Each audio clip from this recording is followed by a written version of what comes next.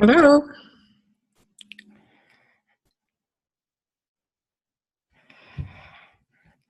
So I see Kitty's just joined us, and Yvonne. Hope you're both doing well tonight. And we've got we have a mystery guest named Samsung here. I don't know who that is. I hope that they'll figure out how to change the name that shows up.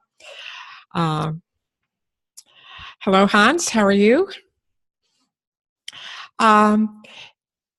If you're on your computer, you'll see a little chat bubble near the bottom of your screen. At least for me, I'm on a Mac. It's at the bottom of the screen. So if you want to open that up and just type in the chat where you're logging in from tonight, that'd be great.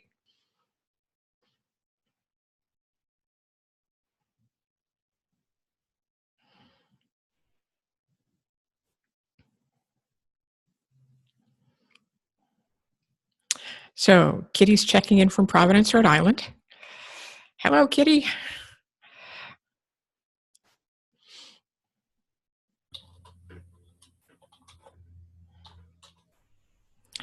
And Yvonne's in New Jersey. Excellent.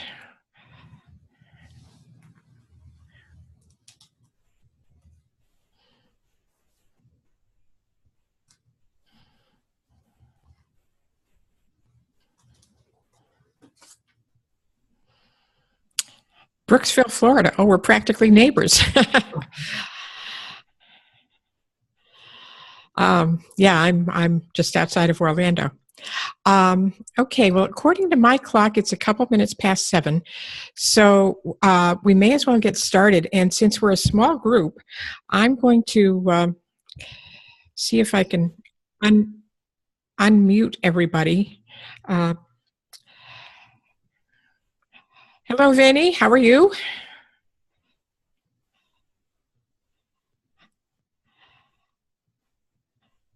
So let's see. I'm going to unmute everybody since we're a small group, and that way we can actually talk. Now, if it gets too difficult, if there's a lot of background noise or something, I may have to mute people again, but let's try it this way for now.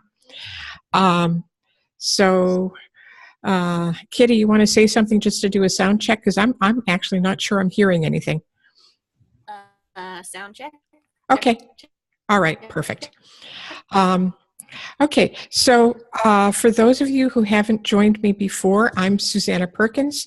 I run the Anywhereist website, and Kitty Navius is my assistant in these Q&A sessions, and she's also my co-host on the podcast that we just launched.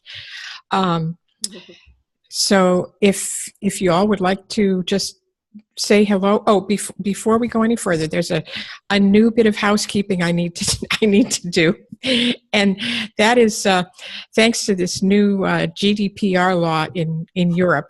I know we have somebody here from Europe, so I have to say this. After we get done, hopefully we will have captured a usable recording of the session. So if you don't want your likeness or your voice or your name to show up in it, please exit now, because I have no way of editing you out. So if you're concerned about your privacy and don't want to be featured on the playback, then I'm sorry, but so if you stay, then I'm assuming that I have your permission to do that. Yes. Okay. So would anyone else like to say hello? Hello. Hello, Fanny. How's everything over in France? Okay, we are suffering with these new laws too. Oh, yeah? Okay. Well, I'm glad you could join us. I know it's very early in the morning for you. What is it, 1 a.m.? 1 a.m. Each time I'm wondering which time exactly it will be. Yeah. Okay. And Yvonne or Hans, would you like to say hello? Hello. Hi, Yvonne. Nice to meet you, Susanna. You too. You too. He's on mute. Hans, I can see your mouth moving and I can't hear you.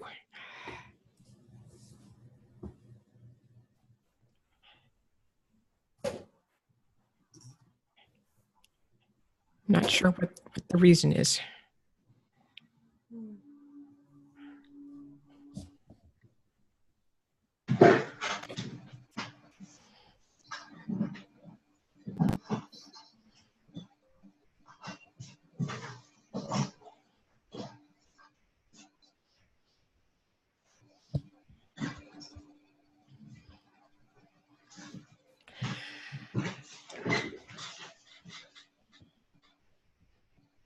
Try logging off and try logging back on.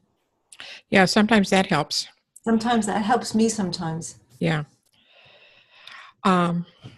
Well, while Hans is trying to figure it out, I think we'll go ahead and get started. I did have 2 people submit questions ahead of time through email, and so I'll start with those, and then we'll move on to any questions that you all have tonight.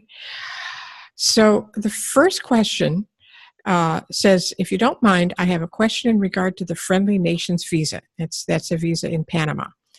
Can you tell me if there's a requirement to buy property or start a business? I've been told that the only requirement is having $5,000 in a Panamanian bank and the necessary fees, paperwork, and having an attorney. Can you confirm this? When I emailed you, I forgot to ask if you know anything about the work permit not being issued anymore if one has the Friendly Nations visa. So this is actually a lot of questions rolled into one. The Friendly Nations visa in Panama is actually a very easy visa to get and a very good one to have if you want to live in Panama as a resident and be able to work there. It's available to residents of 48 countries, and it's designed to help people come to Panama to either work or start a business. So you can qualify for permanent residency and get a work permit with the Friendly Nations visa. You do have to deposit $5,000 in U.S. funds in a local bank account, and you also need additional sums for each dependent. I think that's $2,000. You also, and this is kind of the most important thing, you need to have professional ties to the country. That could be either starting a new business or purchasing an existing business or being hired in a professional capacity by a Panama company. You could also qualify by setting up an offshore company in Panama. So if you're self-employed, having your company set up in Panama is actually a pretty good option. And then after you have the Friendly Nations visa, you apply for your work permit. That takes another 2 to 3 months usually. And after you've had this visa for 5 years, you can actually apply for Panamanian citizenship and a passport, which is pretty quick actually for getting a passport for another country. So I hope that answered that questions.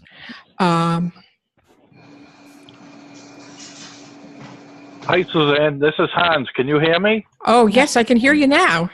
I had to call in. I see. I tried doing everything else, but nothing worked. I just quickly introduce myself. My name's Hans. I live in Florida. I grew up and lived in Massachusetts most of my life. Retired early in 2012. And since then, my wife and I have been splitting our time between the United States and Uruguay. We go down to Uruguay for 6 months of the year, 5-6 months of the year. And we do that, of course, in the winter time here, which is summer there, and we enjoy that. Yeah, great. Again, like I said, I took early retirement. I do some Mercosur consulting, which is a trade bloc group of the Southern South America. Mm-hmm. I also help people form anonymous LLCs in the States, and also breed dogs. You know, what you can when you're retired. So. What do you do with your dogs when you go away for 6 months? They go with me. Oh, okay. Cool. Yep. Very cool. Okay. Whereabouts in Massachusetts were you? I was on the East Coast, North Shore, actually in the town called Lynn. Okay, well, my oldest daughter lives in Beverly. She graduated from Endicott College, and I actually grew up more in the side of Boston, down in Bridgewater, which is like halfway between Boston and the Cape. Okay, So, yeah, I'm quite familiar with it. I'm from Middleton, Massachusetts, but Okay.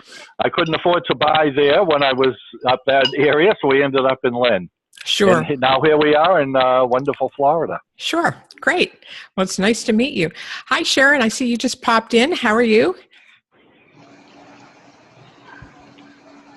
Oh, I can't hear you. Can you unmute yourself? Sorry. Hi. Sorry Hi. to be late. I thought I had registered and then I couldn't find the link. So. Oh, dear. Well, anyway, you made it. Here I am. So we're just kind of haphazardly introducing ourselves, and I just responded to one question about Panama residence visa called the Friendly Nations visa. Whoa. Feedback. So that's as far as we've gotten so far. So I guess if you're not actively talking, if you could mute yourself, and then if you want to speak up, since we are a small group, feel free to do that. Just unmute yourself and hop in. Okay.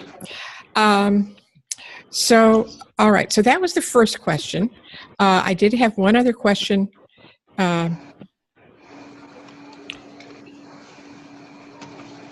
Let me see if I can find it here.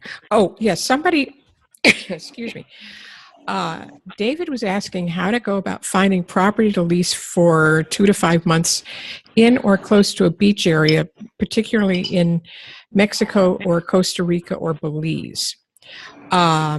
He's saying that he's familiar with Homes to Go and Airbnb, but some of their monthly prices are very high. They're as high as hotel prices, and he's looking for something a little more cost effective. Excuse me. And then he asks if I have any reputable contacts in those areas. So first off, no, I don't have any contacts. So I can't help with that. Now, one of the things in that part of the world, in Central America, and Mexico technically isn't Central America, but I know it's the same in Mexico, is that a lot of business is still done by word of mouth and based on who you know. So if you find someplace to rent on the internet, it's going to be pricey. You're going to find what we used to call gringo pricing.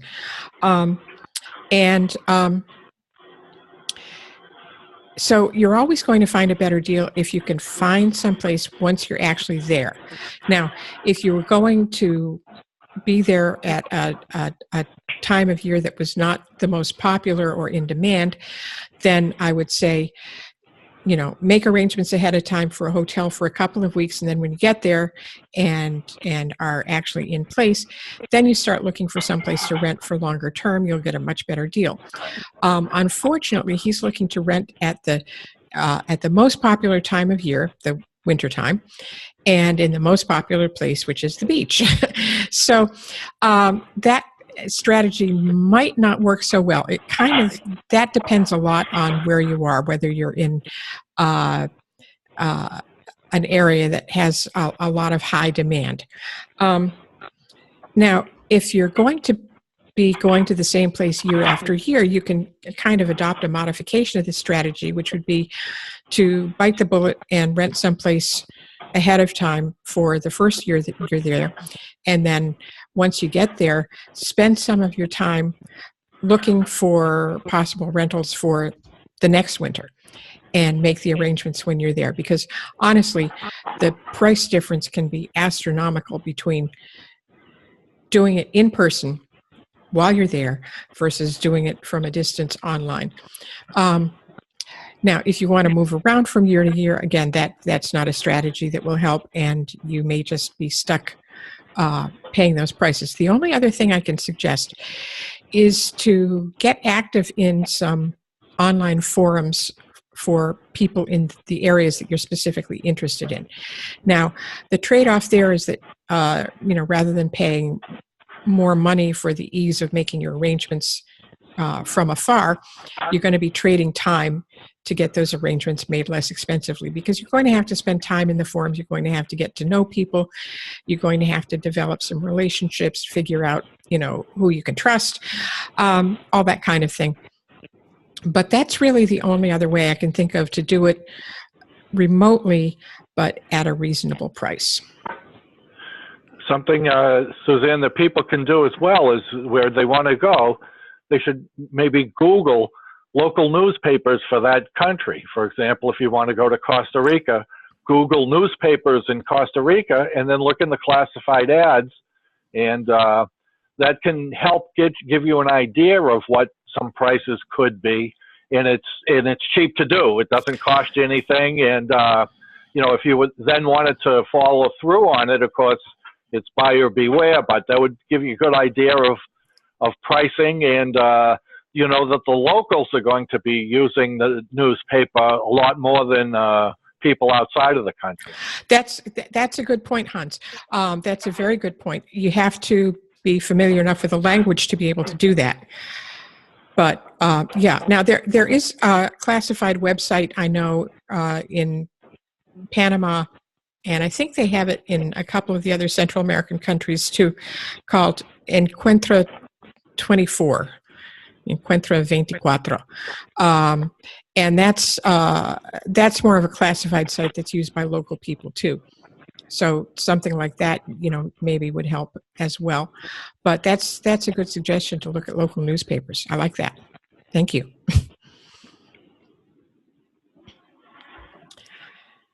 Okay. Who else has a question?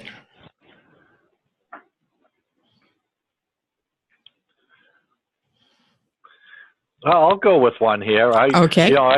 Again, like I say, I got a few things that I try to do to make some money, but one of the things I've found very hard is to find a Anywhereist type business that I could do online and make money.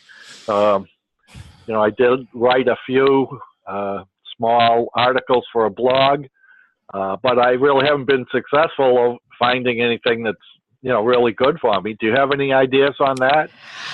Well, that's kind of the $64,000 question, isn't it? Everybody wants the business where there's some kind of a magic button on their computer. They just go online, push the button, and money starts pouring out into their face. I haven't found that yet. There's it's like any other business.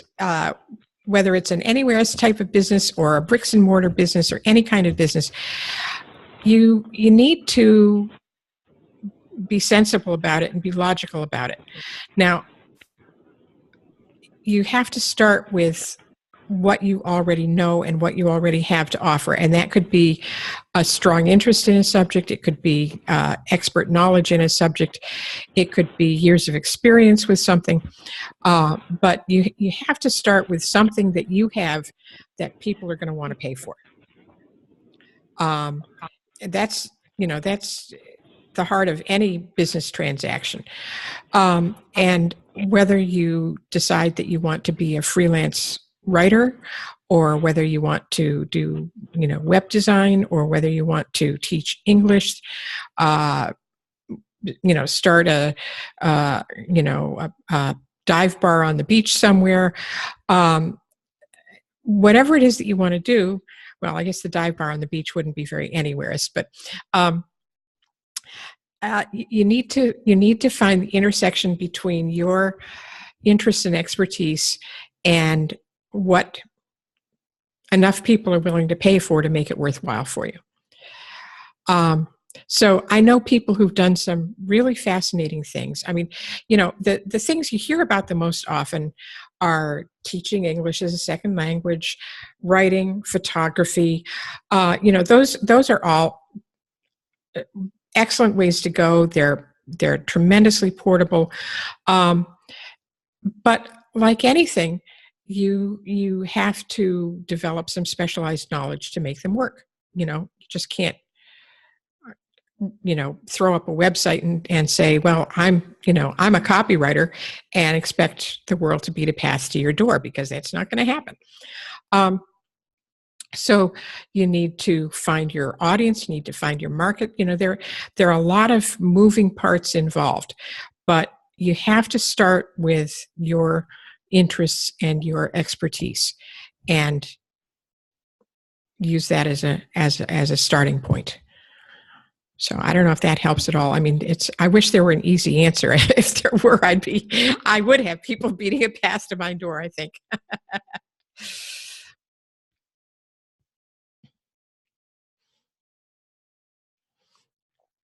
Does anyone else have something they'd like to add to that?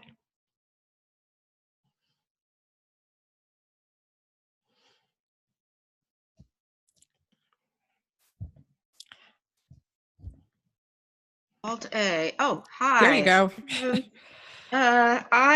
Well, sort of a question and an experience. I think I had told you when we had met that I've been a writer and PR person for many years, and I have an interest in memoirs and personal histories and helping families save their history. Mm-hmm. And I did get a client, a local client that knew me and that had been assembling all of her family's photos. And so she hired me starting in February to help her write a family history. And we set a scope of work, and I got paid a down payment. And I was looking at this as a model for how to do this online. And of course, she handed me many of the pictures, but a lot of them she was able to send me electronically. And in the course of doing this, it kept expanding and expanding and expanding. And her relatives kept sending him things they meant to send in, but they hadn't sent in. And it was, kept growing exponentially. And I ended up with 177 photos, some of which from the very early 1900s and some from Europe. They were I had electronic copies, but I invested in Photoshop Elements, and I have Microsoft 365, and so I had Publisher, and I realized that I didn't have the tools needed, because as Publisher gets bigger and you add a lot of photography into it, the files become unmanageable, even when you're downloading to the cloud. And it just really became, for me, a nightmare. I spent weekends, 2 full weekends, just revising the photos, because I had the first draft printed out on at a copier, professionally, and all the photos were too dark, and they freaked out about it. And I just wonder, is it worth investing in? I have to upgrade to the Adobe, whatever their online, subscription service is, if I want to do this. And I start wondering, do I really want to do this? I like writing business profiles. Well, okay. So what you've just done is you've just tested a product or service offering, and you're finding out that there's more to it than you anticipated, and that maybe it's not what you want to do. And testing is a very, very vital part of starting any business. Now, when I started my WordPress building block site back in 2012, I did something that on the face of it would seem really silly. I offered to put together WordPress sites for people for $25. No. But I did it very intentionally, because I wanted to make sure there was a market for what I was doing, make sure that I really was as much a master of it as I thought I was, to help me identify what clients might want that I maybe hadn't thought of at that point. And so it was just kind of a test run. So I think I took, I don't know, 7 or 8 clients at $25 a pop. And it was a really valuable learning experience. they all walked away really happy because they all got really nice looking websites for $25. And I learned that, yes, I did indeed have the skills. And there were a couple of things I hadn't thought of, but they weren't deal breakers. And so it was something that I could go ahead with. So then I started setting, prices that were more reasonable based on what I was offering, and so on and so forth. And of course, since then I've raised my fees several times and added things and subtracted things. But that's kind of what you do. You test and you adjust, and you test and you adjust. It's a constant process. So it sounds to me like you've tested and your adjustment is, I don't really want to do this. Yeah, I mean, I love helping people with saving their memories. I just didn't expect it to grow, and I need to set clearer boundaries. And she also told me I shouldn't have promised to get her things. She said, I know I was pushing you on the timeline, but you should have said, no, it's going to take me longer. And anyway, she said she thought it was worth $1 million, and she was so happy at the end. Yeah. And of course, I feel like I didn't really, considering the time I put in, I didn't make money really. Mm-hmm. But yeah, so I don't know what I'm going to do. I sure learned a lot. Mm-hmm. So it was valuable experience. Can I ask her a question? Sure. Go ahead, Yvonne. Sharon, you said you didn't know whether you wanted to buy and put money into the software. Is this a project you'd like to continue doing? Or well, that's what I'm trying to figure out. I was a member of the Association of Personal Historians for a couple of years when I had first gone freelance and had left a corporate job in the big recession, and my position had been, eliminated with hundreds of others. And I got involved and I started to work on this, and then someone came to me and said, I'm leaving this job and I think you'd be great for it. And it was a consulting job for a part of the Small Business Administration doing their PR and writing. And so I did that for 4.5 years, and then things changed. And so I'm not sure if I want to continue with it. I might do smaller ones or but I'm not sure. And yeah, I think I would, my personal opinion is the critical question is, one, do you want to continue doing that? And two, at that magnitude before you would certainly invest in any software. I think that would be your question, and whether that's really the passion you want to pursue. Yeah, I mean, I love helping people preserve their memories and write their story, and write the stories. And this one, they wanted a family tree, and it was 9 children born in the 1900s to 1915 or something. And the family tree included all the way down through this generation's great grandchildren. And I learned how to do it. And my colleagues that I know who are in this kind of business where they help people write memoirs and family histories, none of them do family trees. Genealogists more do the family tree. So I don't know. I did kind of like doing that, but I'm not sure I want to invest and promote it. I don't have a website for it. This kind of fell into my lap because I knew the woman had been wanting to get this done for a long time. And I said I was available, and we negotiated it. She wrote her own story, and then I edited it and did all the photos. Well, another approach you could take is, if it's something you're still interested in or interested enough in it to want to pursue it a little bit, is think about whether there's some way you could kind of package it. So right, exactly. For this price, you get, many photos and a family tree of this size. And for this package, you get, so many photos and a family tree of a bigger size, or, I mean, it's not a subject I know anything about, but. Right. But I think you're right. And I know another coaching school of freelance that said, always put your prices like that, on your website, and, plan your offerings and put them into packages and put it on your website. And I don't know anyway, yeah, I think that's a good idea, Susanna. Yeah. So, you might, if you're kind of on the line about it, you might try one or two more of those if you can kind of package them a little better so you feel as though you're being compensated for your time more appropriately. Right. Okay, great. Thanks. Thanks for the thoughts and questions. Okay. Any other questions?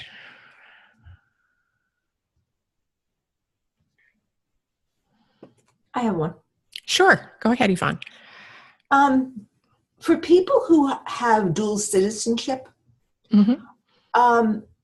How do they fly in and out of countries? Which passport do they use? The short answer is you use whichever passport is most beneficial to enter that particular country. So there are some countries, for example, where U.S. citizens can go in and out with minimal hassle, and other countries where U.S. citizens have to pay hefty fees or have some other obstacle, but maybe the country where they have a second passport doesn't have those obstacles. I know some people, for example, who have dual U.S. and Irish citizenship, and they have some specific countries that they always use their Irish passports for when they go to those countries. So you just use the one that's going to give you the best bang for your buck and the least hassle. Yeah, I guess maybe more specific. When you're leaving the U.S., mm-hmm. what passport do you put on your ticket? Because you have to identify your passport. Do you have to leave under the U.S. passport? No, I would think that you would, when you're entering and leaving the U.S., if you're a U.S. citizen, you would use your U.S. passport. But you can leave the U.S. as a U.S. citizen, and then you could fly into, Thailand as an Irish citizen, and then fly out of Thailand and back to the U.S. and pull out your U.S. passport when you enter the U.S.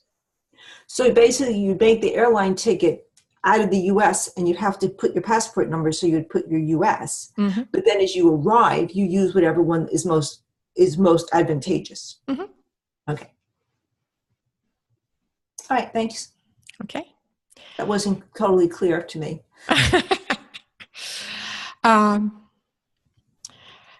Anyone else? Anything else?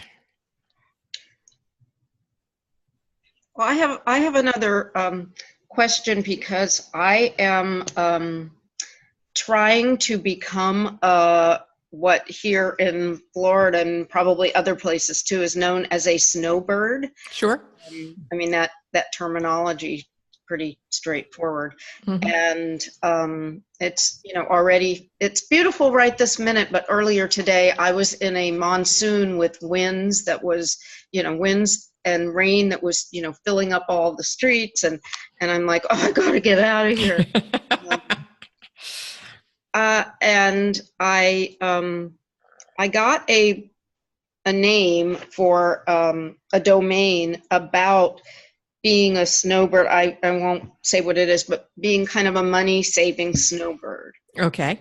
And but I'm trying to do this myself, and I wonder if people are interested in finding out more about it and also telling me kind of how they do things. I know there's a lot of people who are snowbirds in RVs here in Florida, but my interest is when I leave here is not to go back to New York or something. My interest is to go to the Pacific Northwest, because that's where I came here from. It's not where I'm originally from, but that's where I now have a growing generation of kids, grandkids, and the weather is perfect there in the summer, and it's not in the winter. So you're talking about being a reverse snowbird, where you're spending your winters at home in Florida and your summers visiting Seattle, right, or whatever. It isn't really reverse, because everyone who comes to Florida, I mean, there's a big difference now in like traffic and stuff here in South Florida. The street's empty, and you see all these trucks loading cars to take them out of the fancy neighborhoods now. Yep. And then everybody comes back in late April, depends on when Easter is, the holidays. Mm-hmm. So I'm just like, I thought, well, I could rent out my house, but because I got a great place, it's near the beach and everything, but nobody wants to be here in the summer, but they do want to be here like in February for the big golf tournament, the PGA golf tournament that nobody can get a hotel room. But also where I live, there's covenants that you can't run an Airbnb, and you can't rent for short term. Yeah, not allowed. Yeah. So, but I don't know, you think that when you have a website like that and then reach out, people are interested in sharing their ideas of a two-way sort of, well, this is a two-way conversation that, that your business. And anyway, I just test it and see. Yeah, I have the domain name. I haven't done the WordPress website yet. Well,